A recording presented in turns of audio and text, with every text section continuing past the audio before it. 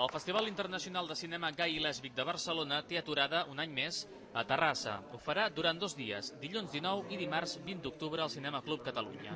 Durant la primera jornada es passaran 2 documentals. Happy Day in Barcelona, una història on 2 noies s'expressen lliurement a través d'una agrupació de gospel, i Straight Laced, de l'oscaritzada Debra Chasnoff, que mostra els prejudicis que encara hi ha als instituts nord-americans sobre l'homosexualitat.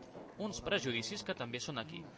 Sobre el tema de l'adolescència, hem vist reportatges que va un periodista a una escola a entrevistar nens o els porten a un plató, això ho he vist moltes vegades, i li pregunten, a menors, i li pregunten, ¿ya tienes novia? Amb el nen. I clar, pot haver algun nen que digui, per què no em pregunta novio o novio? O sigui, ja comença la marginació per el propi periodista que li pregunta, o sigui, ja està marginant l'adolescent, no?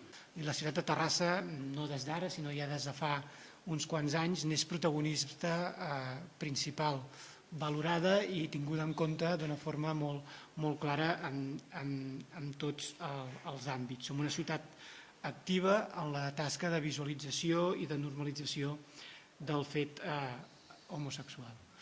Dimarts estarà dedicat als realitzadors espanyols i es projectaran 6 curtmetratges. I a la nit es podrà veure The Baby Formula, on 2 dones enamorades estan desesperades per tenir el seu propi fill biològic. Aquest film aspira al Premi Diversitat, que atorga cada any l'Ajuntament.